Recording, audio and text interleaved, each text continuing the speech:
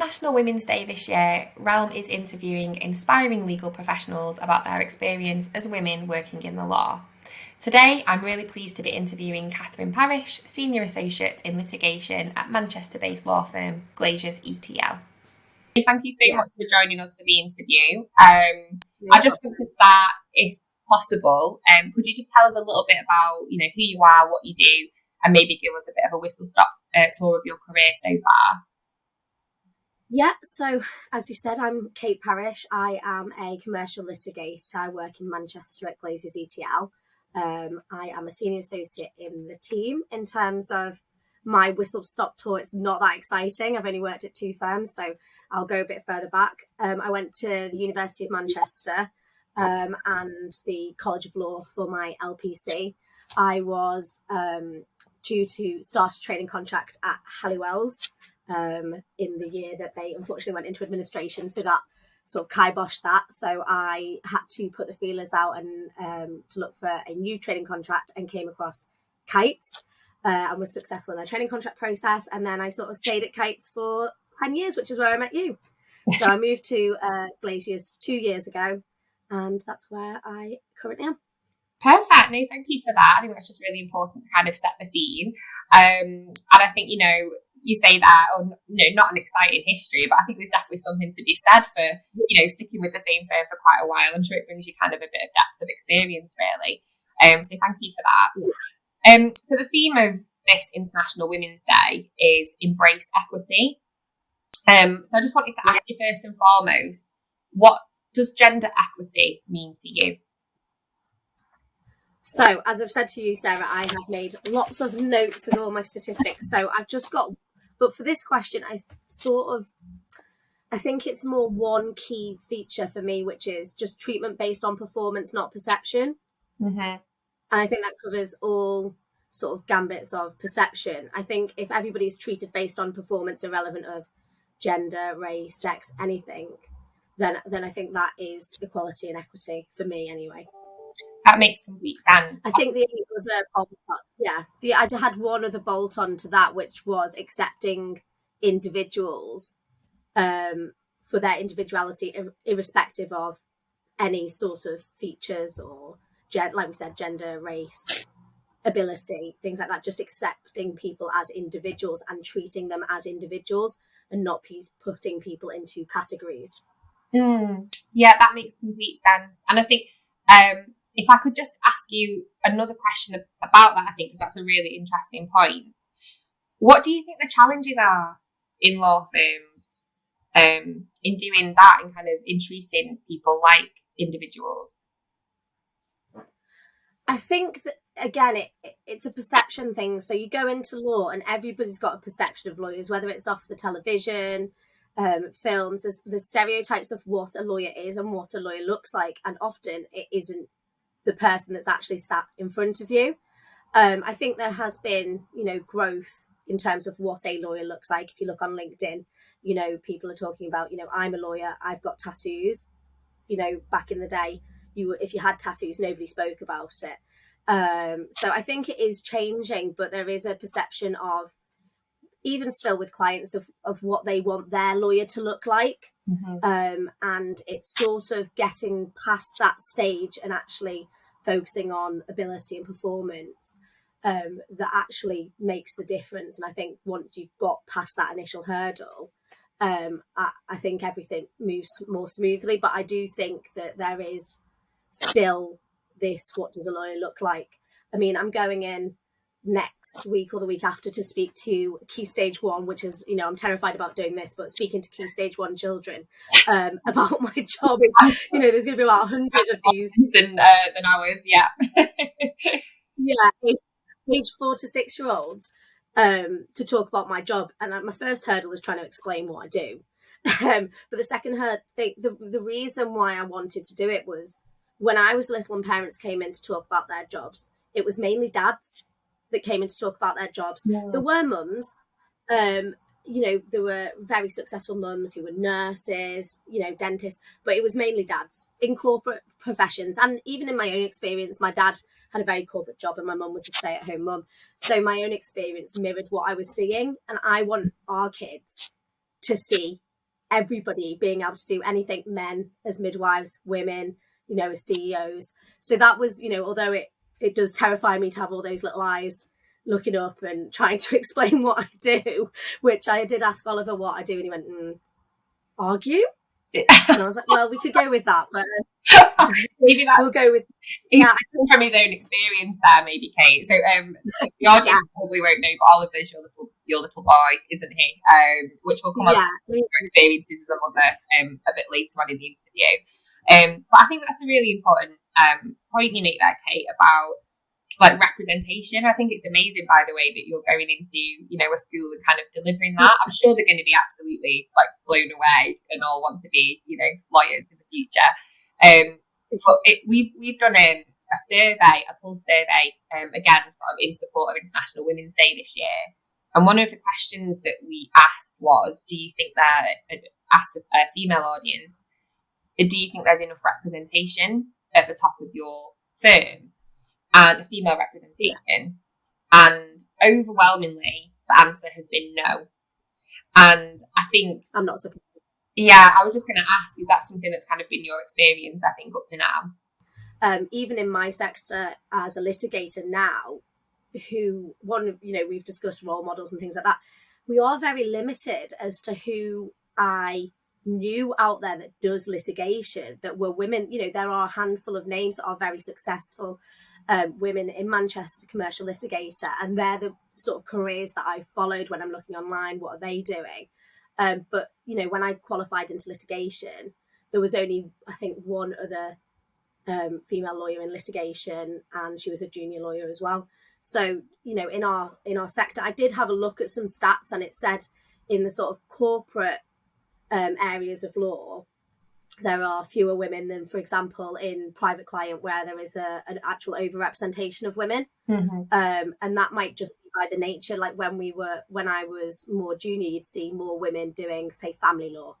Mm-hmm. And the roles that we're seeing as needing more empathy and a hands-on, hand-holding approach sort of were focused towards women. When I was at university, people doing family law as an elective or child law, there was a lot more women than there were men at university. Even there were, and it may be stereotypical, and I think things are changing.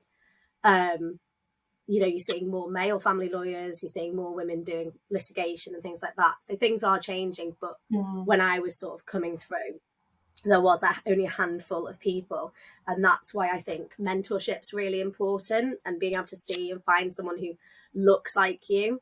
So when it comes to senior roles in the legal profession, I mean, that number I'm sure has increased significantly in the last 10 years. But why do you think that we still have that kind of disparity there between male and female partners? And do you think it's changing? I think it's timing.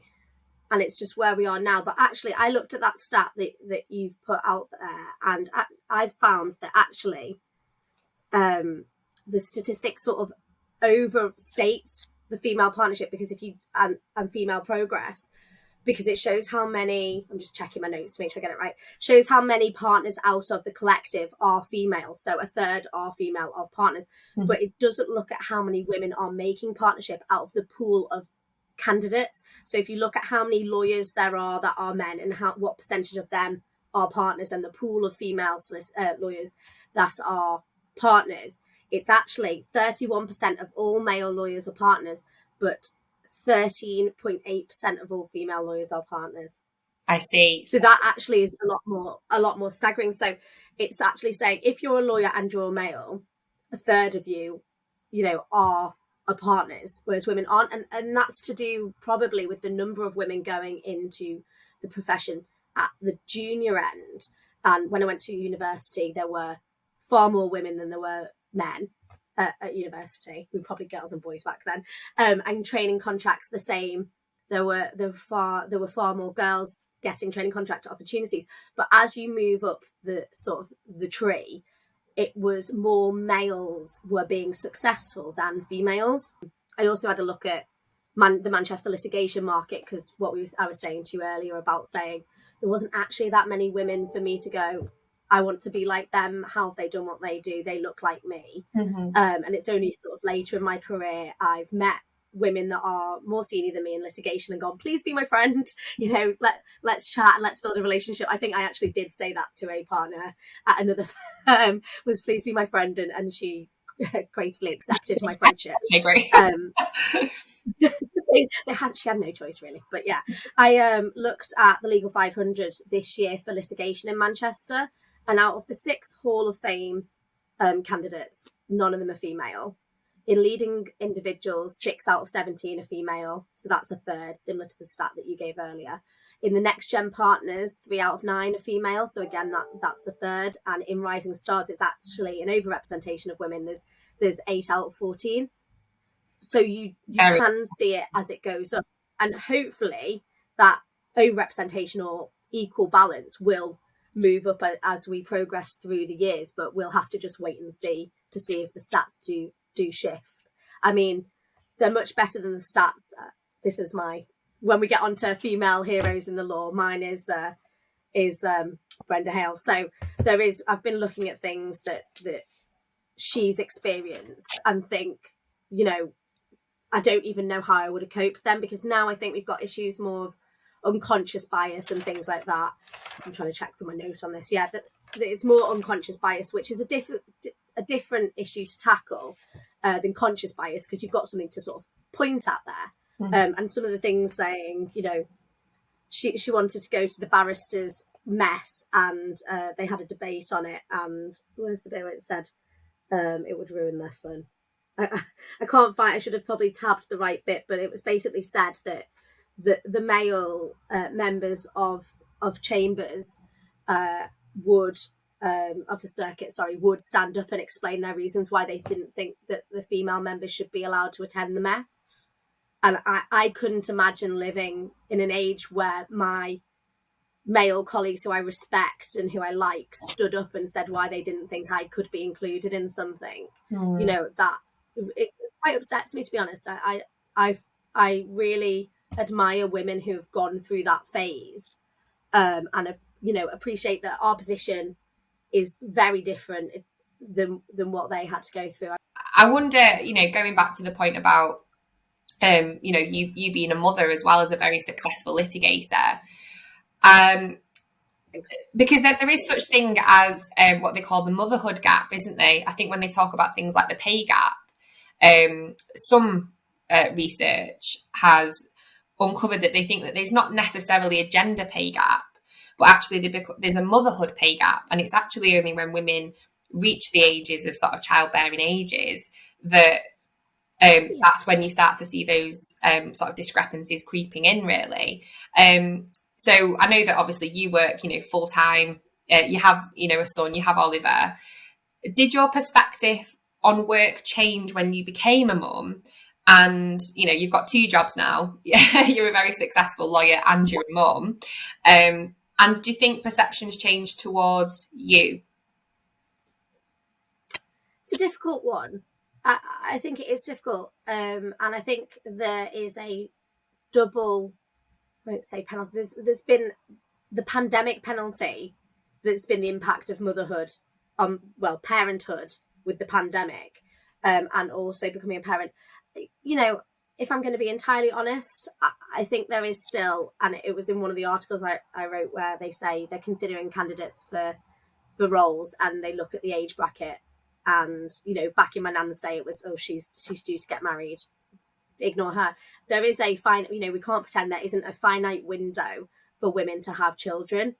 And I always use Rod Stewart as my example for men. They can keep having children. There's a couple we could probably pick out, but there is a finite window. And that is a fact. And it is a fact that only, women can have the baby and will need a period of maternity leave.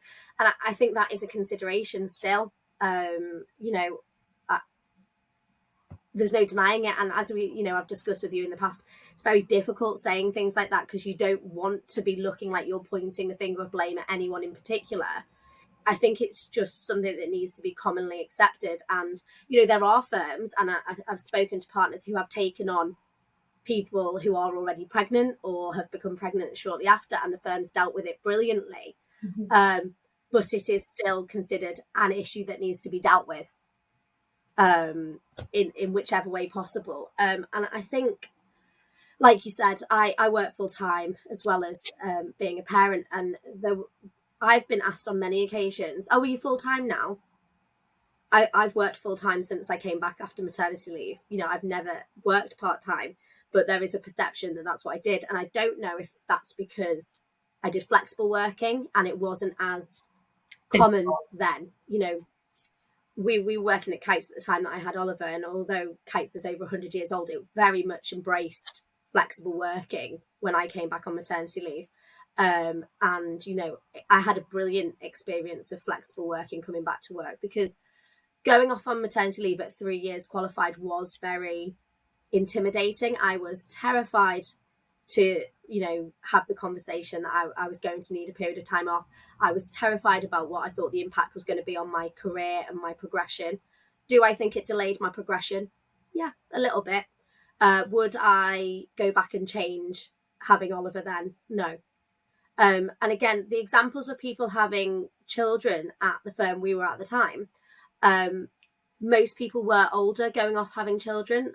You know, I think the partners, they both had children, but I think they had them once they were partners, and I was only sort of a few years after becoming qualified. So, you know, it is different for everybody, and everyone just needs to do what's right for them. And, you know, my view is everybody will find their way through. There will be hurdles in everybody's journey.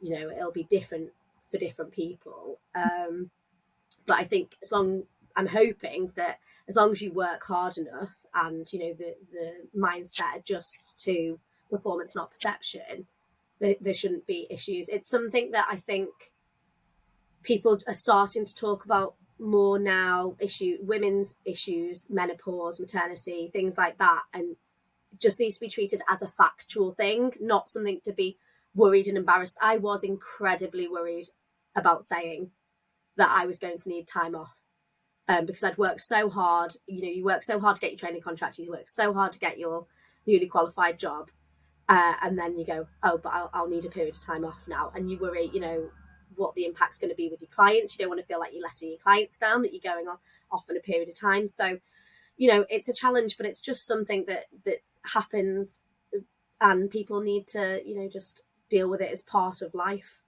You know, other people have other issues caring for elderly relatives. Some people need a period of time off for that, and they shouldn't be worried about asking for that and worried about the impact. I think the more supportive firms get of people being real people and having real lives, I think can only be a positive.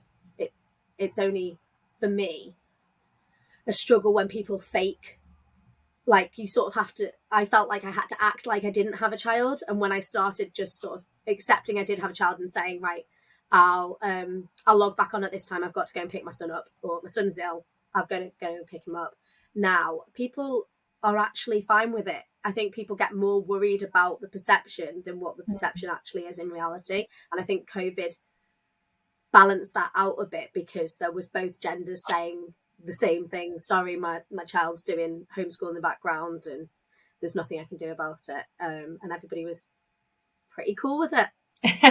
Yeah, I think you're right. I think kind of, you know, that visibility over who has children, you know, in your law firm during the pandemic, where you know, men and women were both on Teams calls, like you say, with, you know, kids in the background. I think it kind of reminded everyone that it isn't just women that have childcare responsibilities. And I was looking at the stats from the pandemic, and it was 12.7% of women of mothers, sorry, I shouldn't say women, weren't working during COVID, and only 2.8% of fathers. So it shows the burden there. Although there was visibility of, you know, parents are all genders, women took on 78% of the more childcare than men in the first pandemic. And this is the sort of big issues I think that we're going to be coming to now. Whereas we were making progress, I think there's a big stunt in the progress because of this. They've called it pandemic penalty in this thing that I've read, where they've said female solicitors accepted furlough and the potentially adverse effects on visibility at work and negative impact on their career progression. Like, that's really worrying. I did the opposite because I was worried about that pandemic penalty. So I worked all the hours God sent. Litigation was really busy during the pandemic, and I juggled that with the childcare of my son, and I don't think it helped my career more. But I imagine the women that did get furloughed are worried that it would have had a negative impact having to take furlough, because there was just not an opportunity for them to be able to do both. I was able to, because of my circumstances, juggle the childcare with work. I was in a fortunate position, but I was talking to my colleague at work recently, and he's got a partner, and she's successful woman. And I said, how do you have the conversation when your child's poorly about who takes the day off? How do we have? I'm very lucky because, how do people, when you've got, working mum, working dad, have the conversation? I'm very lucky because I've got a grandparent to call on, really lucky. But having that conversation about who's going to take the day off and whose work is more important. I've done this a lot. Yeah. But whose work is more important, because statistics say that the male jobs are viewed as more important. That's what the statistics say from COVID, that women took the childcare and working. So why is there a perception that these jobs are more important? Yeah, I completely understand. And I think, I mean, to add my own sort of personal experience of this as well, might not make it into the published interview, but so we also have a 2-year-old, and recently I was very poorly. I had the flu, and my husband he works in the field of medical gas, so he works on a lot of building sites, so very sort of male dominated. I think a lot of the sort of culture there is that men go to work, women stay at home and look after the children. I think for a lot of his colleagues, that is what happens. I don't think a lot of his colleagues' sort of partners work. So when I was sort of poorly and he had to effectively stay at home in the morning and kind of go to work late, he kind of sets off really, really early in the morning to get to site, and sort of go in later to kind of support me. He was able to do that. But there was definitely a sense, I think, of his own sort of trepidation in a way of thinking like, oh, okay, well, this isn't going to be looked upon fondly necessarily. And I think for him, it's sort of given him like a little taste, perhaps, of what it must be like. That's what I was about to say. Yeah, if they're planning to get pregnant, or they get pregnant, or they're about to take maternity leave, that kind of idea that how is this going to affect my career? He's started to question these things. Like, now he's a parent and I work full time, and we try and do things as equally as we possibly can. Not least because it sets a great, I think, example for Noah, our little boy. But yeah, I think I don't know. You just hope, don't you, in sort of years to come that more men start to take up shared parental leave, and things become the playing field becomes a little bit more equal, and it's not necessarily a bad thing. If you hire a woman or a man, they've got equal chance of taking time off if the event comes where they have a child. Yeah. But even just to add a bit of balance to sort of the unconscious bias and the pressure, I've seen examples of when men have wanted to take paternity leave, and I've seen the trepidation of that because it didn't exist for the management level. Paternity leave, it just wasn't a thing. So now it is a thing. They almost appear to not want to take it because of the perception to the older management team, because they were worried about the perception of them wanting to take, it's only a couple of weeks off with their newborn. And when I've spoken to junior staff that have been working for me that have had children, it's an expectation for me that they will be taking paternity leave, and we manage that. It's expectation, not I wonder if they are taking it. Why wouldn't they want to take it to have a couple of weeks with their newborn? I don't understand why it wouldn't be an expectation. So, there is a taste that I don't think the balance is anywhere near the considerations. And and the concerns that we have as women. And I don't want this to appear to be a sort of man bashing thing. I appreciate there are circumstances where, like you've explained about your husband having those worries, and I've explained about people taking paternity leave having those concerns. So there is a balance that goes both ways, but I think it's more about, like you said, people appreciating these things and working around it. The world's not going to grind to an end. Business isn't going to, women have been having children for a long time and businesses continue to be successful. So yeah, and one thing I've noticed changing slightly was that the older women having children, the more experienced women having children when I was junior, had lots of sort of private childcare. I think childcare, if they open up childcare for children, it will make everybody's life a lot easier, because I've got a school mum friend. She's very senior board director and she has a one-to-one nanny for her children. I know lots of female partners that have au pairs, and that's the sort of childcare that they needed in order to do their job, because sort of round the clock childcare just isn't available and it's so expensive. After school clubs, holiday clubs, things like that really do impact on working parents, both genders. And I think that would have a huge impact. I always used to joke when we were at our old firm and say, I'm just going to open up a creche in the basement and then I'll look after all the kids. And it would just make life more straightforward, because sometimes court overruns, sometimes completion might overrun, and you sort of going, but I need to, the cut-off time for nursery is 6:00. So I've got to get there, there's traffic. It's just a pressure that could be taken away if there were a better menu of childcare options available, because I think that is a huge impact. During COVID, one of the hearings I had, and it made me laugh.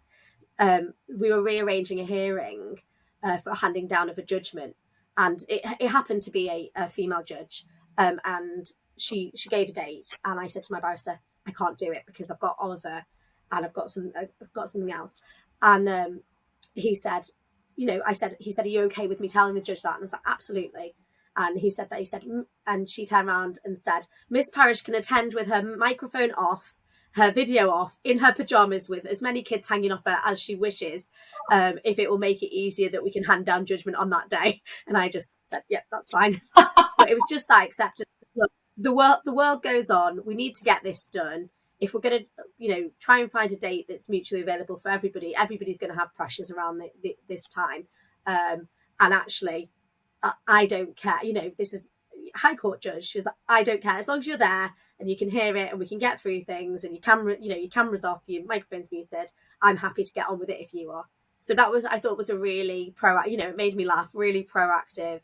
Let's just get on with it. We need to get these things done. Yeah, so that's around. It's definitely that. It's cause for optimism, I think, when judges it's sort of a speaking in that way. Definitely, I think there has to be an acknowledgement within companies, not just law firms, but companies, that family structures are not the same as they were 10, 15, 20, 25 years ago. And actually, there are now, more often than not, two parents working full time in the family, because it's just not financially feasible anymore for one person to work.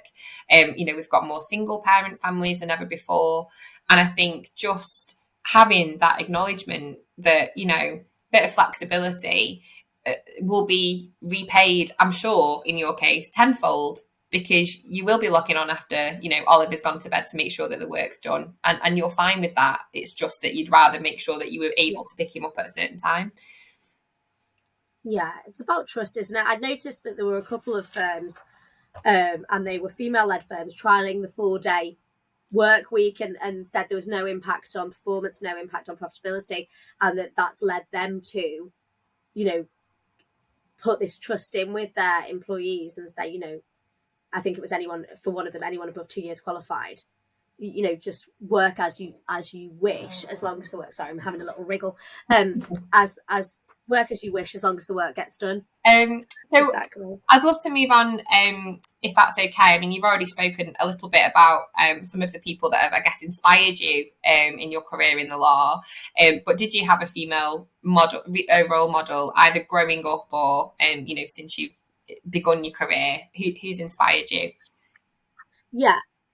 Well, I was going to say, like I said earlier, I was a bit of a tomboy. So my role models were all male when I was little. I wanted to be. I wanted to be. I tried to find my mum had kept my little note of where we'd said what we wanted to be when we grew up. I wanted to be the first female football player for the male Manchester United team. So that was so all my role models were males. And, my example of who went out to work in my family, it was my dad. But what I was presented with was very strong, independent, resilient females in my mum and my nan.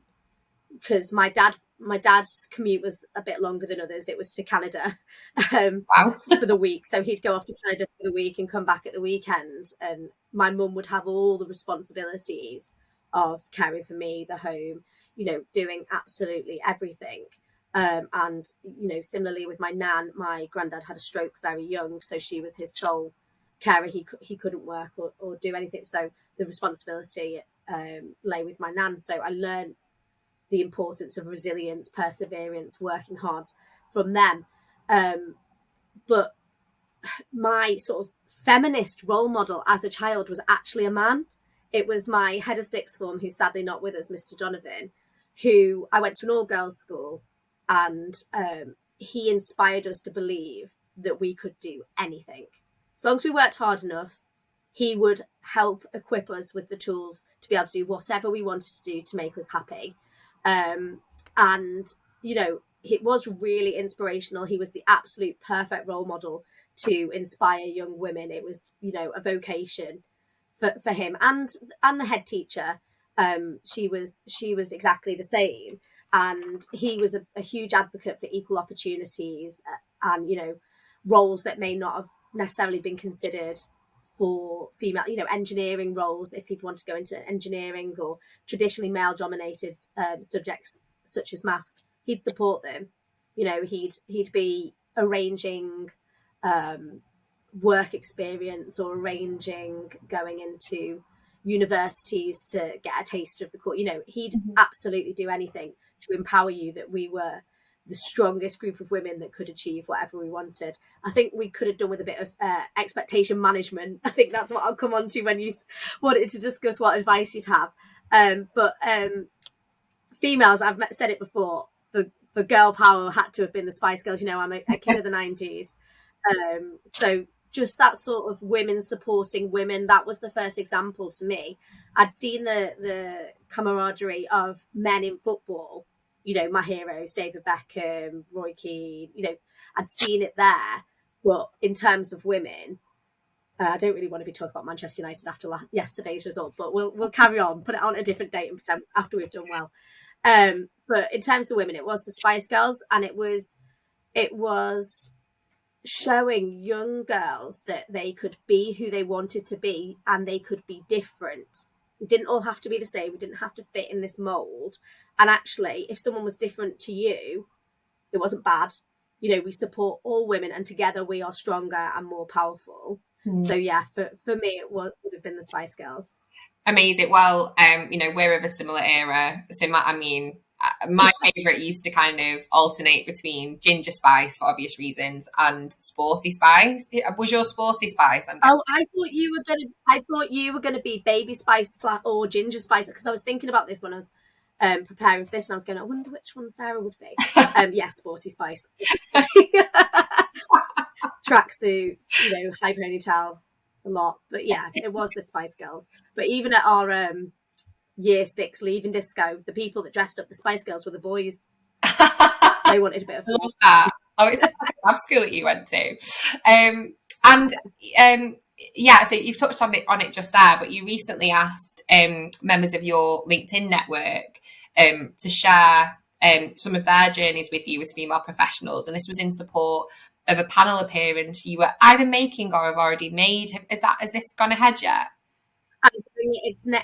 It's in 10 days, I think, at the University of Manchester for their International Women's event. So it's another thing. So not only I'm preparing myself with you one-on-one with a friend, having a chat, to then go in front of all these university students. So this is my warm-up. Glad to be. And then I obviously have to go in front of the 4 to 6 year olds the week after. It's like the road show of Kate Parrish. I love it. So could you, I mean, did you get any, good advice from your network, and can you share some of that with us? I did, and I've made notes because I've got a terrible memory. And I have to confess that I haven't read the book that you recommended, and you are the best recommender of books. Yeah, I am going to read that. I think the book that you recommended was about how certain characteristics and qualities help women get to middle tier positions, but don't get past that stage. So that is something that, I will read. When I finish Brenda, then that'll be my next one. No offense taken. But the notes that I've made from it are the importance, like we've mentioned before, the importance of seeing people that look like you. It doesn't have to just be a woman, but in this instance, we are obviously focusing on this. But I always wanted to see a litigator in the management panel, because I think it's being a non-contentious lawyer and a contentious lawyer is different. So just having someone that you can identify with and say, yeah, I could be like them. Mm-hmm. They're like me and they've achieved it. Mm-hmm. We also touched on the importance of mentoring, and also being advocates for others that are like you, that you want someone at the top table who can advocate for you, because they're the people who are going to help your career progression. And if you can identify with somebody and build a relationship with them, then I think that will assist. One of the really interesting pieces of advice I liked was from Helen Jude, who's at Landwood. And I love Helen, she's brilliant. And she said there were very few women in surveying when she started. And she decided that she would stop being less female. We talked about this mirroring male characteristics. She was going to stop being less female and use her empathy, compassion, and emotional side for her benefit. And I've had League 500 testimonials and other testimonials that have used words like thoughtful and, more recently, warm. And in the past, I would have been like, oh no, I don't want to be seen as those things. I want to be robust and fearsome, other words that do get used. Tenacious is one that often crops up for litigators. But actually, when the more recent one came in from managing director of a client who I very much respect, and he is a male but a huge advocate of women, I actually was really grateful that he'd identified a characteristic of me that wasn't just a word that's used for litigators. And warm tends not to be something you imagine litigators to be, but that's actually how I want my clients to feel. I want them to feel that I care. I want them to feel that I'm invested. I can have the fight. We should all, as litigators, we should all be able to run things to trial and, do the process. But I want my client to think I'm invested in them, I care, and I want the best outcome for them. So the fact that, that was identified, I've changed how I feel about being identified with those characteristics. And I was really pleased to receive the testimonial that I had a warm personality. So I thought Helen's input was really helpful. A lot of the women who were mothers that commented said, we often feel the need to be able to do everything. And although we can do anything, there's only 24 hours a day, and sometimes you'll have to sacrifice certain things.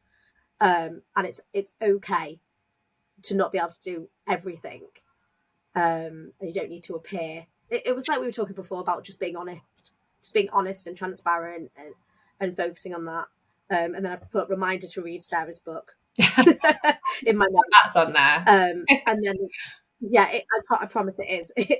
And then the impact on the pandemic, a lot of people talking about how they'd been impacted by family decisions in the pandemic and having to take on the responsibility of their children, who they loved spending time with and loved that opportunity to have that quality time.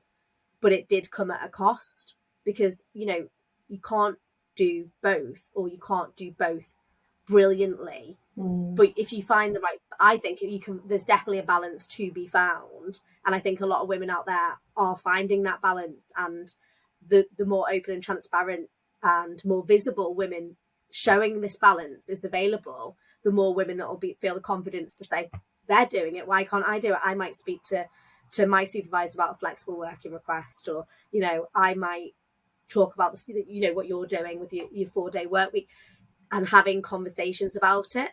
There was something interesting I found, that I thought there'd be a lot of women leaving the law at around my level, having children and things like that. It said that there was, and I can't find the statistic for the life of me, but there was women leaving. The majority of women were leaving at 19 years qualified. That's which I wasn't expecting. And I'm trying to find the note on it. But they flagged with this statistic that the key hurdles can be managerial and client unconscious bias, lack of understanding around maternity and menopause issues. So maybe it depends, obviously, when people qualify, but, you know, menopause issues.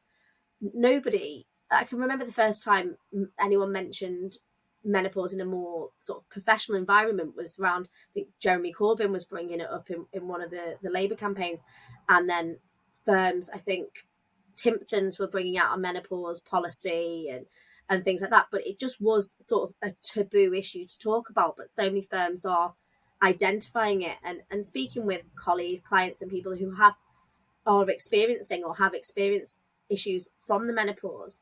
You know, it is something that needs to be addressed and understood, because I've had clients who are fiercely intelligent, capable individuals say to me, Kate, honestly, I just feel like a completely different person. And I'm getting brain fog. You know, I have B12 deficiency, which gives brain fog anyway. So you know, I spent half an hour looking for a word that I would ordinarily be on the tip of my tongue. You know, it is frustrating. So these conversations and the fact that people are having the confidence to talk about it can only be a positive thing, and hopefully, people won't exit the profession because of issues that they feel that they can't overcome when balancing with a career. So issues of parenthood and issues of menopause and things like that. Caring for elderly parents, obviously equal responsibility for both men and women. But I imagine, I'm an only child, you know, and God willing, my mum goes on until she's 300, as I tell her she has to. But, you know, they are real life issues that you just have to balance. And I think working for an employer that recognises those, I don't want to call them issues because they're real life facts. Life. Yeah. That recognises that and works with you, I think will mean that employees stay with firms for much longer, because it's like any relationship, there's got to be give and take. And there's times where one side will need the other side more than the other side needs the other side. So they were just some things that I noticed from when I did the LinkedIn post and looked into it more in preparation for talking to you. But there was plenty of advice and lots of Spice Girls fans. That's what I found. I love that so much. I mean, and just to pick up there on your point about, you know, hopefully we can get to a place where these facts of life are sort of embraced by firms, and we're helping not just women, but, you know, employees to work around them, is such an important one in this talent market as well. So I mean, to put my realm recruitment hat on for a second, you know, the talent market is very candidate driven. There aren't enough active candidates out there, lawyers, to fill all of the roles that firms have. I mean, we regularly speak to our account managers at, you know, Law Gazette and LinkedIn, for example, you know, the multiple job boards that we subscribe to here at Realm so that we can do our job. And there's as many vacancies now as there was when we had that kind of boom at the end of the second lockdown. So firms, you know, we can talk about the recession as well, and kind of economic uncertainty, and our firms kind of slowing down or freezing recruitment. Well, the data is suggesting no, and anecdotally it just shifts, doesn't it? It changes who is looking for staff. We found that in 2008, because I got hired around the end of the last recession, and although maybe jobs in property dipped, jobs in litigation and things like that had boomed. So I think there's always, like you say, there's always plenty of jobs. But Kate, it's been great, absolutely amazing talking to you. Thank you so much for giving up your time. I feel like we've had a really in-depth, sort of wide-ranging conversation there. I just wanted to finish off, as you'll probably know, as part of our campaign for International Women's Day, we've been asking our network to shine a light on inspiring women in the legal sector. So just before we go, just wanted to give you kind of the floor and say, is there anyone that you wanted to give a shout out to while we're here? This is a lot of pressure, Sarah, because I'll end up missing somebody out. Because when I did my LinkedIn post, I named so many women that have inspired me that I was like, I'm going to miss someone out. And then someone would comment on it and be like, I'm so sorry, I should have tagged you. So obviously... Now, come on, this should be perfect. Level. Yeah, high level, Lady Hell. But when we were talking before about advice, my advice as being a female lawyer, this will tie in, I promise, to me giving some shout outs, is to find your Spice Girls, find your girl gang. Because I mentioned being a tomboy for so long that I didn't realise the benefits of having female relationships and how that can support and empower you. So it wasn't until I got to university that I made a really strong network of women that supported women. And then going into work, I'd obviously shout out you. Because you were my person to go to when I needed some advice on how to channel my enthusiasm, we'll say. So yeah, and obviously I have to give a shout out to Vanessa Stewart, who for me is the best insolvency solicitor across Manchester. Vanessa is very supportive, very empowering, and she is my go-to in terms of support from another woman. But there's loads, we had a very good Spice Girls girl gang when we were together at Kate's with the likes of Yasmin, Rebecca Jones, Humna, I've written them all down so I don't forget them, Nadia, Charlotte, Emma, Rebecca. There's loads of peers. So like I said, although there weren't that many women in our sector or women across, Manchester doing what I was doing to look up to, and there were many, and I don't want to name them in case I leave one out. I think that the peer level is really important, finding people at your level to support and empower you. So I'd say them, but I might come back to you with a different list and ask you to edit it in. You can leave some in the comments when we publish this on YouTube if you forget. But thank you so much for including Kate. That wasn't mandatory, but I'll slip you a $5 another time perhaps. But thank you so much, Kate, for joining us. It's been fantastic to talk to you in this capacity. And yeah, I'm sure we'll see your face again on an interview in the future, because this has been fantastic. Thank you.